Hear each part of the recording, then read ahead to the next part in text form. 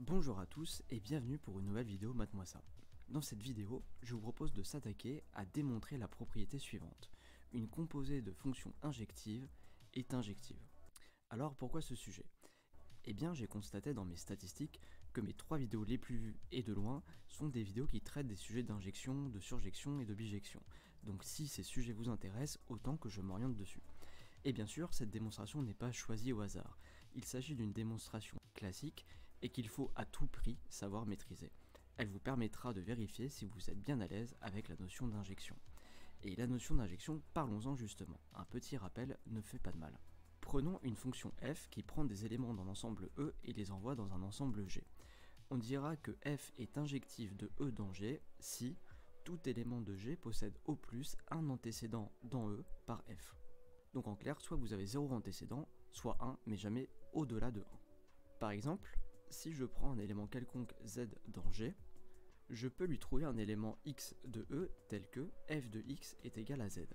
Mais il se peut que pour un autre élément de G, disons z', il n'y ait aucun élément de E tel que son image par f permettrait d'atteindre z'.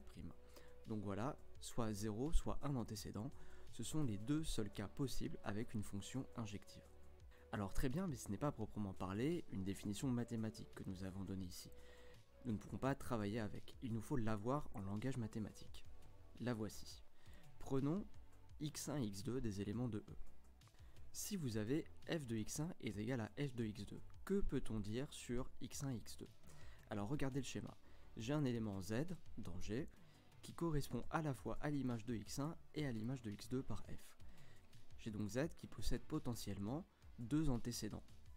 Mais est-ce possible? Non, car nous voulons que tout élément de G ait au plus un antécédent.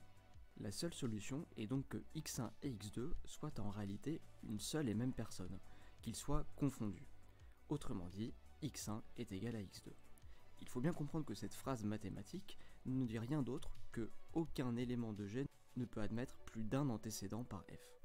Donc nous avons bien transcrit en langue mathématique notre phrase de tout à l'heure. Et de là, nous pouvons directement en déduire une seconde définition de l'injection. Rappelez-vous que le raisonnement par contraposé nous dit que lorsque nous avons A implique B, cela implique une autre implication qui est la suivante, non B implique non A. Donc si on applique cela à f de x1 égale f de x2 implique x1 x2, nous avons que x1 différent de x2 implique que f de x1 différent de f de x2. On peut voir ça également sur le schéma. À des xi différents correspondent des f de xi différents. En effet, si mes deux xi qui sont distincts pointaient sur le même z, alors z aurait deux antécédents distincts par ma fonction f, ce qui est contraire à l'idée d'injection. Nous avons donc illustré les deux façons de dire qu'une fonction est injective. Et pour démontrer ce que nous avons à démontrer, nous allons utiliser la première définition. Alors je l'avoue, il aurait été plus simple de le faire avec la seconde définition. Si je ne le fais pas, ce n'est pas par sadisme, les familiers de la chaîne savent que j'aime aller au plus simple. Simplement, si vous avez compris ce que l'on a fait avec le chemin le plus dur, et encore vous allez voir que dur est un bien grand mot, eh bien vous comprendrez automatiquement ce qu'il faut faire avec le chemin le plus simple, qui est cette deuxième définition. Très bien, donc maintenant, attaquons notre problème. Soit m une fonction qui va de E dans f, et n une fonction qui va de f dans g. Ces deux fonctions sont injectives. C'est notre hypothèse, nous n'avons pas à le démontrer. Et nous allons définir également leur composé, la fonction p qui va de E dans G, et qui à tout x associe n de m de x. Alors un petit conseil, prenez toujours un temps pour vérifier que les fonctions que vous créez soient bien définies. Regardez, nous donnons à manger à n m de x. Or n se nourrit des éléments de l'ensemble f. Et tout va bien puisque m de x correspond bien à un élément de f. Donc n de m de x a bien du sens, en revanche m de n de x n'en aurait pas eu. Et encore une remarque, cette fois c'est simplement de la notation. En mathématiques, n de m de x, on peut le noter n rond m de x. C'est son autre nom. Et donc la question à laquelle nous devons répondre maintenant, la fonction p est-elle injective de E dans G? Allez, c'est parti. Donc pour avoir tous les éléments sous les yeux, nous rappelons en haut ce que l'on sait et ce que l'on veut montrer. Ce que l'on sait, c'est que m qui va de E dans f est injective, que n qui va de f dans g est injective, et ce que l'on veut montrer, c'est que p qui va de E dans g est injective. Et comment montre-t-on cela? Nous l'avons vu, il faut que p vérifie la définition numéro 1. Autrement dit, que pour tout x1 x2 dans E, si P de x1 est égal à x2, alors nous avons que x1 est égal à x2. Voilà notre objectif. Alors comment commencer? Eh bien on va se mettre tout simplement dans la situation de la définition. Prenons x1, x2 des éléments de E, tels que P de x1 est égal à P de x2. Et maintenant, c'est à nous de voir ce que l'on peut en faire. Alors P, on l'a vu, correspond à la fonction n rond m. Nous avons donc que la première ligne implique n rond m de x1 est égal à n rond m de x2. Et si l'on veut une écriture encore plus détaillée, on peut dire que n de m de x1 est égal à n de m de x2. Bon, très bien, on a joué avec les écritures, mais que faire à présent? Vous voyez que notre objectif est d'arriver à x1 est égal à x2. Autrement dit, dans notre dernière ligne, on aimerait, entre guillemets, faire disparaître le n et le m de l'expression. Et comme n est la fonction la plus extérieure, on a bien envie de commencer par elle. Que sait-on sur la fonction n? Nous ne savons qu'une seule chose, c'est qu'elle est injective.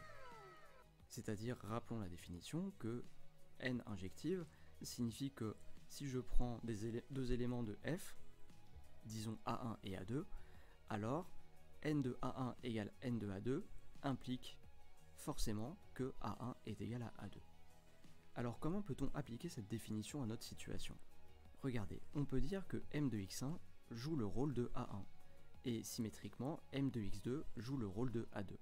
Et on sait que ces deux éléments appartiennent bien à f, puisque la fonction m est à valeur dans cet ensemble. Donc on écrit la dernière ligne avec notre changement de variable, nous avons donc n de A1 est égal à n de A2, A1 et A2 appartiennent à f, et donc maintenant nous n'avons plus qu'à utiliser l'implication de la définition. Si on a n de A1 est égal à n de A2, alors l'injectivité de n nous permet de dire que A1 est égal à A2. Bien sûr, dans le cadre d'un examen, il n'y a pas besoin de réécrire la définition de n injective. Il suffit de dire qu'on passe d'une ligne à l'autre par injectivité de la fonction n. Donc nous en sommes à A1 est égal à A2. En enlevant le maquillage que l'on vient d'appliquer, cela revient à dire, vous serez d'accord, que m de x1 est égal à m de x2. Et encore une fois, souvenez-vous, on cherche à avoir x1 est égal à x2. Donc cette fois, c'est la fonction m que l'on va chercher à faire disparaître.